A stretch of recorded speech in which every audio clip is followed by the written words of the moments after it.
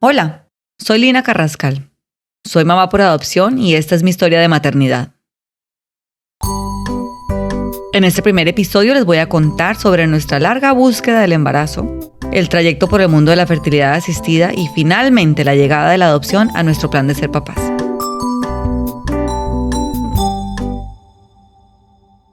Walter y yo nos casamos mayorcitos para estándares de muchas personas.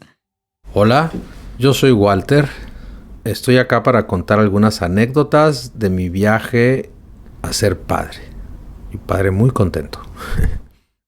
Los dos venimos de familias relativamente tradicionales y éramos los quedados de la familia. Los únicos que no se habían casado. Bueno, excepto la hermanita menor de Walter, pero pues él le lleva 10 años. La cosa es que para cuando nos casamos, todos nuestros hermanos ya tenían hijos y ya ninguno tenía bebés. O sea que ya se habían casado hace mucho tiempo. Mejor dicho, ya medio que nos daban por casos perdidos. Los dos éramos tíos súper querendones y cuando nos encontramos ya estábamos listos para matrimonio y todo el cuento y con muchísimas ganas de ser papás. Qué paradójico, me acuerdo que entre nuestro matrimonio civil y el religioso pasaron 6 meses. Y mi mamá, que estaba con todos los preparativos, me dijo: cuidadito se embaraza en estos meses porque no le va a quedar el vestido. ¿Hay quien se iba a imaginar que años después el embarazo que tenía que evitar se iba a convertir en el eslabón perdido que nos empeñábamos en encontrar y por el que íbamos a sufrir y a llorar lágrimas de sangre? Durante el primer año de matrimonio, pues no nos preocupamos. En el segundo, nos hicimos los locos. Y ya había cierta pesadez alrededor del tema entre la familia y los amigos, la verdad. Pero fue después del segundo aniversario de casados y ninguna noticia del embarazo, que ahora sí se nos hizo evidente que teníamos que hacerle frente al elefante en el cuarto. Y mi papá, que escribe precioso, siempre es el elegido para dar los discursos en los eventos, en mis 2 bodas no perdió la oportunidad de decirle a todo el mundo que ese abuelo ya quería nietos, pero míos, porque ya tenía 5 nietos y nietas de mis 2 hermanos mayores. Y después de casada, casi en cada llamada o en todas las llamadas me preguntaba: hija, ¿y cómo va la cosa? Y pues la cosa no iba bien.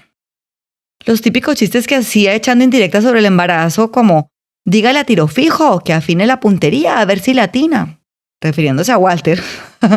Ojo, ese humor que puede ser ofensivo para muchas personas y lo entiendo. En mi familia es pan de cada día, es la manera que nos decimos que nos queremos mucho, nadie se siente y más bien nos reímos muchísimo. Bueno, pues esos apuntes, que antes me daban risa, empezaron a hacer dedos en la llaga, hasta que mi mamá creo que fue la que le tuvo que decir: Jorge, ya por favor no le digas esas cosas, ya no es chistoso. Toqué el tema con mi ginecóloga y me mandó a hacer una histerosalpingografía.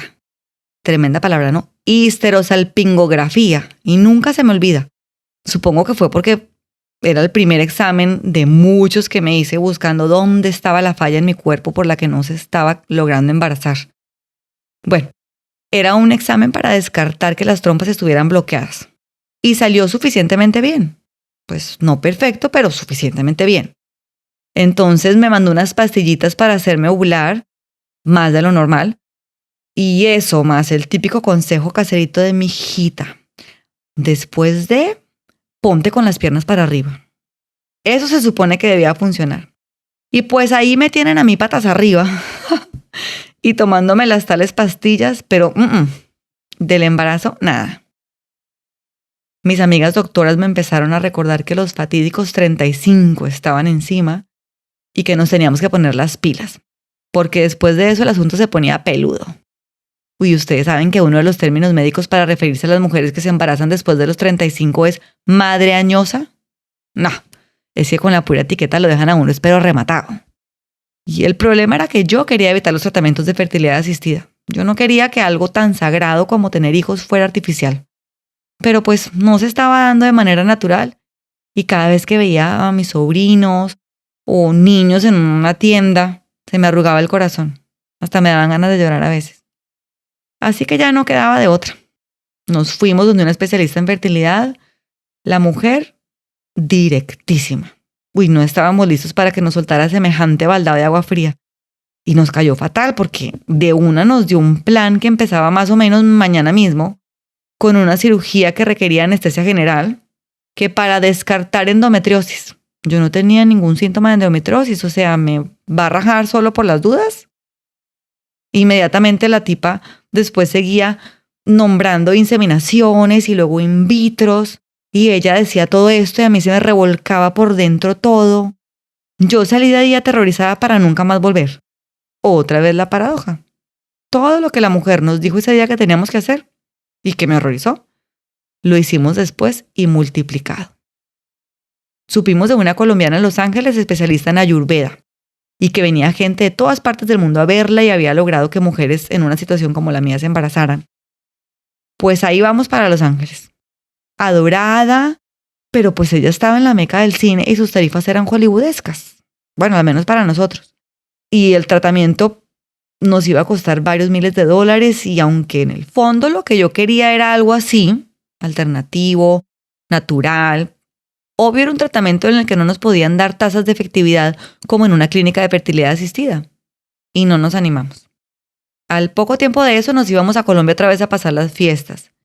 Ya para esas alturas, mi embarazo fallido era el tema familiar. Y entonces allá fuimos a ver a un amigo muy querido de la familia que tiene una clínica de fertilidad y con mucho más tacto y además de mucho cariño, nos dijo más o menos lo mismo que la doctora en México. Y yo creo que me vio la cara o sintió mi rechazo porque fue muy directo al recalcar que yo tenía que estar convencida de querer empezar con esos tratamientos porque la mente era muy poderosa y si no estaba abierta no iba a funcionar. Y yo seguía negada. En la escala de regreso a México, una de mis mejores amigas que vivía en Bogotá me habló de un doctor que había ayudado a alguien que ella conocía, que ya tenía 40 años, a embarazarse con un tratamiento alternativo. Entonces, madrugamos el día siguiente a verlo y me fascinó. Me dio un diagnóstico que para mí tenía muchísimo sentido. Me dijo que tenía un bloqueo hormonal, que tenía unas probabilidades muy bajas de sostener un embarazo, aunque lo lograra con fertilidad asistida. Y que mi cuerpo necesitaba un reset, como reiniciar la computadora para que recuperara la capacidad de hacer cosas que había olvidado, como producir hormonas, por tantos años tomando pastillas. Pastillas anticonceptivas, ¿no? Pues a mí eso me sonaba como que, claro, esa es la raíz del problema. Esto me lo va a arreglar todo. Me tenía que quedar 1 mes y medio en Colombia. Walter me apoyó 100%. Siempre he respetado el derecho a decidir de la mujer sobre su cuerpo. Y la verdad es que nunca dudé de cómo me decía Lina que se sentía, más al considerar algo tan invasivo como pueden ser los tratamientos de fertilidad asistida, ¿no? Ahí estaba el tratamiento natural que yo quería. En una de mis citas me acuerdo que el doctor me dijo que había logrado el embarazo de una pareja en la que el señor tenía un conteo de esperma casi nulo. Y no era un charlatán. Dictaba clases de Ayurveda en la Facultad de Medicina de la universidad pública más prestigiosa del país. Venía gente de todas partes a verlo, de todas partes del país, con enfermedades como cáncer, y venían porque personas que se habían curado los mandaban.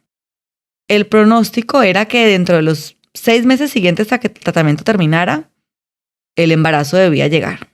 Así que yo estaba feliz y tenía una fe gigante. Todo lo que ese doctor me dijo, todo lo hice.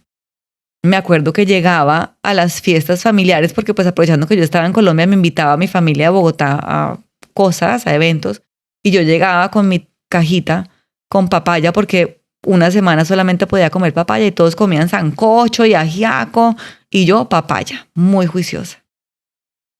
Yo sabía que muchos estaban preocupados con que yo estuviera perdiendo el tiempo con un tratamiento de este tipo porque el reloj seguía corriendo. Pero yo necesitaba todo eso para entrarle a las inyecciones y a los químicos sin tantas reservas. Así que pasaron los 6 meses, me curé de varias otras cosas, amé a ese doctor, pero del embarazo nada. Y ya estábamos en ese punto en que los amigos y familiares que se embarazaban no nos querían contar que para no hacernos sentir mal. Y yo me alegraba, claro. Es más, me sentía mal que no me quisieran contar. Pero honestamente sí me pegaba. Especialmente en esos casos en los que yo sabía que ni siquiera se querían embarazar. Y pues uno decía, ¿por qué? ¿Por qué si yo sí me quiero embarazar? ¿Por qué a mí no me pasa? Y pues, bueno, ya no pudimos evadir más la fertilidad asistida. Decidimos ir donde el doctor que en la primera inseminación logró el embarazo de una de mis mejores amigas, con la esperanza de correr con la misma suerte, por supuesto. Pues no funcionó. Y ahí empezamos este viacrucis tan tremendo. Jamás nos imaginamos que esa primera inseminación fallida se iba a convertir en una montaña rusa de esperanzas, decepciones y de tanta ansiedad y tristeza en un punto que terminé con un diagnóstico psiquiátrico de desorden de ansiedad con síntomas de depresión, que no se lo puedo achacar todo al tema de la fertilidad, pero sí fue un ingrediente importante de la mezcla.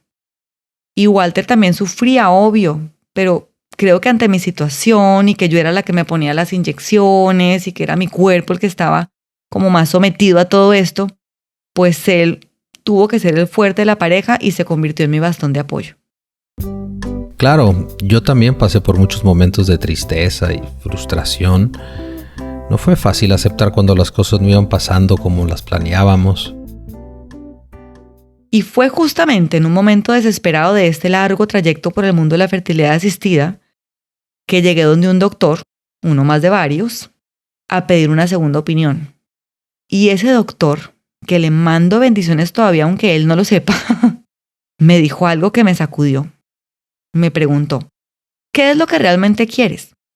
¿Quieres embarazarte y parir? ¿O quieres ser mamá? Cuando ese doctor me dijo eso fue como si me hubieran quitado una venda de los ojos, porque es que la respuesta estaba ahí, solo que yo no me había dado cuenta. Yo lo que quería era ser mamá. A esas alturas no me importaba si el muchachito se parecía a mí o no. Y me hizo un esquema con unas cifras donde me decía, si te hacemos una inseminación, tus probabilidades de embarazo son 20%, si te hacemos un in vitro, 50%, un in vitro con óvulos donados 70%, yo no me acuerdo de las cifras exactamente, pero más o menos por ahí va la cosa. Y remató diciendo, la adopción te da 100% de probabilidades de ser mamá. Y pues se me abrió el panorama. Walter no me había podido acompañar a esa cita por cuestiones de trabajo y no recuerdo que hubiéramos tocado el tema. Por mi parte, la adopción siempre se me había hecho linda, nunca la había descartado, pero creo que todavía tenía esa idea de que era como el último recurso, como bueno, ya me tocó, no me queda de otra. Y cuando me dijo ese doctor eso, ya no lo pensé así, me cambió el chip. Fue una ilusión muy grande, como una luz en medio de tanta oscuridad, porque en ese momento me acababan de decir que mis óvulos no iban a funcionar y me recomendaban usar una donante. Yo sentía como que me habían dictado una sentencia de muerte maternal, como tú, mijita, ya no puedes. Y entonces había llegado donde ese doctor después de 7 inseminaciones, creo, ya perdí la cuenta, la famosa cirugía para remover tejidos por endometriosis y 2 in vitros. Además de otros tratamientos alternativos, como uno muy poco ortodoxo con una sobandera por allá en un pueblito en Michoacán, que dice que me acomodó la matriz porque la tenía caída. Y me prohibió bañarme por varios días. Guácala. Eso sin contar las hierbitas del doctor tibetano. Bueno, ya les conté el de Ayurveda. ¿Qué no intenté? En cuanto a la fertilidad asistida, para mí cada tratamiento había significado romperme un poquito por dentro. No solo por el duelo que se siente cada regla, sino porque todas esas inyecciones y esas intervenciones, pues en un momento se sienten como un ataque al cuerpo. Meterle tantas cosas químicas, como forzarlo a hacer cosas que no estaba pudiendo o queriendo hacer. Y a mí, que ni siquiera me gusta tomarme una aspirina si no es absolutamente indispensable, pues se me hacía tremendo de digerir todo esto. Así que además, llegar a que me dijeran que los óvulos no iban a ser míos, sino de una donante, era devastador. Se me hacía lo más antinatural del universo. Recuerdo que mi primera reacción, cuando me dijeron lo de la donante, fue, para esa gracia prefiero adoptar. Pero creo que no lo decía tan en serio, más bien era como un acto de rebeldía contra lo que yo sentía en ese momento que me estaban queriendo vender, porque estaban los de la clínica de fertilidad, mis papás también abogaban por la donante, y no por mala onda. Ellos de verdad creían que era lo mejor. Porque yo creía que con los óvulos donados había más opciones de que el embarazo se diera. Yo lo que quería era que terminara ya esa carrera de tantos ensayos y tantos dolores. Porque para mí era muy doloroso ver todo lo que estaban pasando y sobre todo lo que te causaba cada fallo en esos intentos de detener el embarazo. Para mí eso fue terriblemente doloroso. Para mí también cada vez era un duelo. Yo no quería que eso se repitiera más. Yo sentía que la donante iba a ser una tipa que solo vendía sus óvulos por negocio y eso no tenía nada de lindo. Y la respuesta de las enfermeras cuando mencioné la adopción fue tipo, no diga eso, como, ni lo diga para que no se le cumpla. Y no es una crítica, para nada. Yo sé que me lo decían con todo el amor. Y pues la verdad era que tenían la idea que la mayoría de gente tiene, que la maternidad por adopción está por debajo de la maternidad por la vía biológica. No por malas personas ni por maleducadas, simplemente porque es una creencia generalizada y errónea. Y bueno, esperemos que cuando termine de hacer este podcast hayamos movido un poquito eso. Volviendo al cuento, llegué donde ese doctor destrozada, buscando una esperanza. Y pues aunque no me dio la esperanza de ser mamá biológica, salí de ahí sintiendo un alivio muy grande. Aclaro, a todos mis doctores los quiero con el corazón. Bueno, uno no tanto. Sé que todos realmente tenían la mejor intención por ayudarnos a hacer nuestro sueño realidad. Todos fueron adorados, pero este doctor fue el único especialista en fertilidad que habló de la adopción y que nos la presentó en una luz positiva. El único. Hola, ¿qué tal? Yo soy la doctora Edith Navar Vizcarra, médico ginecólogo experto en reproducción asistida, y hoy quiero darles una opinión sobre la adopción. Honestamente, pocas veces mencionaba esto de la adopción antes de conocer a Lina. Ella vino a abrir más mi panorama ante esta posibilidad. Sí estoy ahora mencionándolo como dentro de las opciones en los casos que considero puede ser una buena alternativa. Me di a la tarea de preguntar a mis colegas al respecto y me sorprendió las respuestas en ese sentido, de que desconocen igual que yo de este tema y lo recomiendan también poco. El por qué no realizar la recomendación, creemos de alguna manera que puede ser ofensivo para una pareja de primera instancia sin dar alternativas de reproducción asistida. Es como perder la batalla sin haber luchado siquiera. Nuestro objetivo primordial es ayudar a lograr el embarazo con sus propias células a pesar de las dificultades. Como médicos expertos en reproducción, se nos da poca orientación al respecto y desconocemos la información correcta para guiar a nuestros pacientes en este sentido.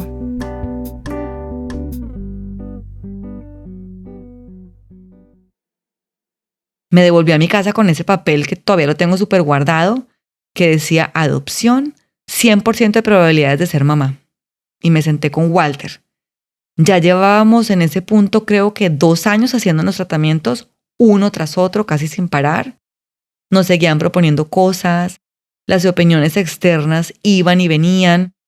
Entonces como que necesitábamos como pareja decidir qué era lo que nosotros queríamos y también definir cuándo iba a parar esto. Le conté la conversación con el doctor y le encantó la idea de adoptar.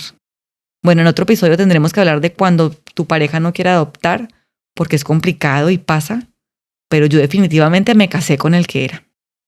Definitivamente, nuestro camino para llegar a ser padres no fue fácil, ni muy claro en ciertos momentos, pero fueron pasos que fuimos tomando juntos.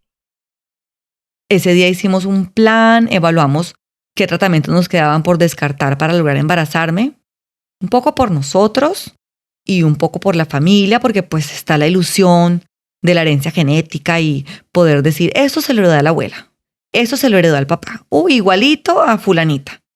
Y pues todos esos sueños que existen cuando vas a tener un hijo. A veces pienso que en ese momento debimos parar todo el cuento de la fertilidad asistida porque yo ya estaba agotada, sobre todo emocionalmente, pero hoy en día creo firmemente que las cosas pasan cuando tienen que pasar y en ese momento no estábamos listos.